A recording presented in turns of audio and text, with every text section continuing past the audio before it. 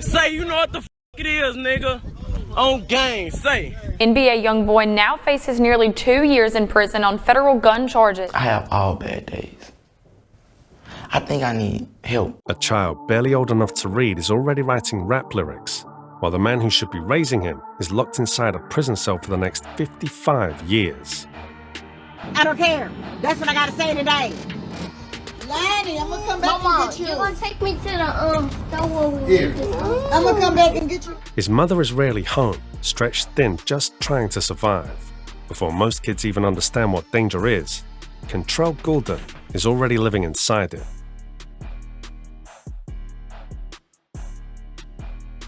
By 16, he has survived a shattered neck, witnessed his closest friend get gunned down in front of a crowd, lost the one person who ever protected him, and found himself facing charges that could erase his future before it begins.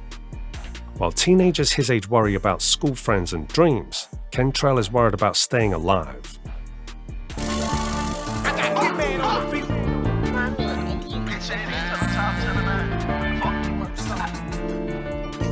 How does a childhood this broken create one of hip-hop's biggest stars? And how did he survive it? By the end of this story, you'll understand why so much of what Kentrell did was shaped long before he ever picked up a microphone. Because this isn't just the story of NBA YoungBoy, this is the story of broken homes. And once you see where he came from, everything starts to make sense. I'm 17 years old, North Baton Rouge, Chippewa 38th Street, growing up in Louisiana shit. So, it's a challenge, life lesson, shit. Kentrell Deshaun Goulden was born on October 20, 1999, and raised in North Baton Rouge, specifically on 38th Street. This part of the city had nothing in common with the college town image most people associate with Louisiana. There were no safe neighborhoods, no peaceful streets, no childhood innocence. North Baton Rouge was dominated by drug trafficking, gang violence, armed robberies, and unsolved murders. Violent crime wasn't rare here, it was routine. Gunshots were background noise, police sirens blended into daily life, and kids learned very early that survival mattered more than dreams. Snitching was a death sentence, silence was survival, and from the moment Kentrell could walk, this was the world around him. But the chaos didn't start outside, it started inside his own family. His father, Jeffrey Tate, was deeply involved in street crime. When Kentrell was just 8 years old, his father took part in a brutal armed robbery at a Baton Rouge convenience store. Along with 3 accomplices, including his own brother, Jeffrey stormed into the store, zip-tied the employee, beat him, demanded money, and then shot him in the leg before fleeing. Okay, I'm glad you called, man. Glad you called. I love you, Papa. I love you too. That crime sent shockwaves through the community. Within months, Jeffrey Tate was sentenced to 55 years in prison, 10 for armed robbery, 50 years for attempted first-degree murder. Just like that, Kentrell's father was gone, and it gets worse. The person who helped put his father away was his own uncle. Jeffrey Tate's brother cooperated with the police and provided testimony that led directly to the conviction. That betrayal fractured the family and taught Kentrell an early brutal lesson. Loyalty is fragile, and betrayal often comes from the people closest to you. This Miss Sharana, and this is my Shake Back performance with Stay Down Productions. Niggas think they hoes, but hoes, we hoes too. Two can play that game, bitch, we do what you do. That mindset stayed with him. On his mother's side, the story wasn't any better.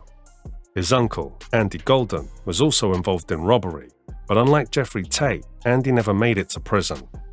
During a robbery attempt, he was shot in the head and killed. Another family member gone, another violent ending. Another lesson is that crime didn't just lead to jail, it often led to death. Years later, YoungBoy would reference his uncle's murder in his music, openly acknowledging that robbery and street life ran deep in his bloodline. For a child growing up surrounded by this, crime didn't feel like a bad decision, it felt inherited. With his father locked away and his uncles either dead or in prison, the responsibility of raising Kentrell fell almost entirely on his mother, Shahonda Goulden.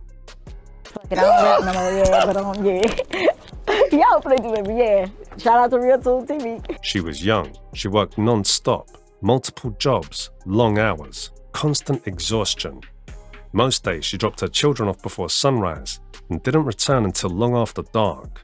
And as he grew older, he openly expressed resentment toward his mother, feeling like he was never the priority, feeling like survival mattered more than love, feeling like he had to raise himself. And that void was filled by only one person, his grandmother, Alice Golden. She became the foundation of his entire childhood.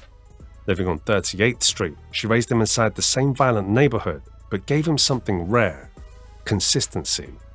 Her house became his safe space, the one place where chaos stopped at the door.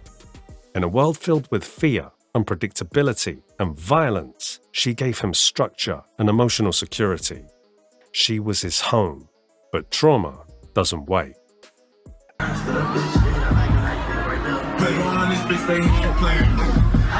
As a toddler, Kentrell broke his neck while playing with other children.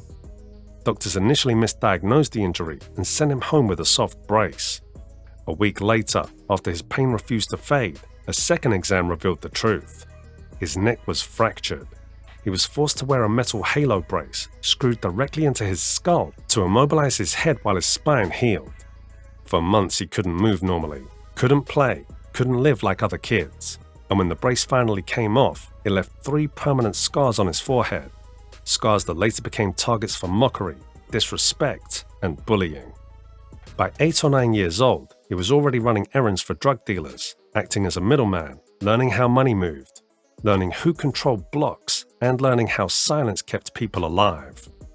His mother tried to shield him by keeping him with his grandmother as much as possible, but by then, the influence of the streets had already taken hold. And then, everything changed. I met Meek in Philadelphia. I went to his condo. At just 10 years old, Kentrell watched his closest friend and mentor, David Cobb, known as Lil Dave, get shot and killed at a public memorial event. Think about that. A gathering meant to honor teenagers already lost to gun violence became another crime scene. Hundreds of people witnessed the shooting. No one spoke. It forced him to confront death face to face. It taught him that violence could strike anywhere, anytime, even in places meant for peace. And it planted a dangerous idea in his mind, that fear was weakness and retaliation was survival. Not long after, his grandmother's health began to decline. Years of stress, exhaustion, and emotional burden caught up to her. Between 2016 and 2017, Alice Golden passed away. The one person who truly loved him, gone. Her death devastated him. But I think I wrote my first song when I was in like 2nd, 3rd grade. After that, I carried on. I never wanted her to help me with a song at all. Just some shit I don't know why. YoungBoy later admitted that he has never felt the same love since losing her, and that the only time he experiences anything close to it is when he performs on stage. Without her, he spiraled. He dropped out of school in 9th grade. Robberies became routine. Hustling became survival. Violence became normal. At just 14 years old, Kentrell was arrested for robbery and sent to juvenile detention for 6 months. And here's the question: did that save him, or did it push him deeper? Inside detention, he began recording music seriously. He poured his trauma, rage, and grief into lyrics. But leaving detention didn't mean escaping danger. In November 2016, his cousin was shot and killed, and retaliation came fast. Hours later, Kentrell and his associates opened fire during a drive-by shooting. Bullets tore through the streets. One of his friends was hit in the neck. Lives were nearly lost. At just 16 years old, he was facing the possibility of spending most of his life in prison. Prosecutors prepared heavy charges. His past record worked against him. Everything pointed toward decades behind bars. And this is the moment everything could have ended. But a plea deal reduced his charge to aggravated assault with a firearm. That legal break became the thin line between a life sentence and a rap career.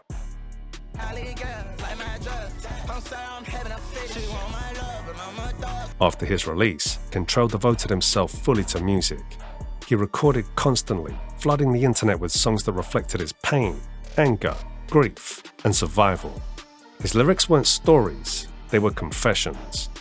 In 2015 and 2016, he released multiple projects, including Life Before Fame and Mind of a Menace. But it was 38 Baby that changed everything. By 17, NBA YoungBoy became one of the fastest rising artists in hip-hop, millions of streams, national attention, a fan base that felt his pain. But here's the truth. Behind the success was still the same kid from 38th Street, still shaped by a loss, still haunted by a trauma, still carrying scars no amount of money could erase. And now you understand why his music sounds the way it does. And by the end of this story, you can't help but ask, how much of this was really his choice?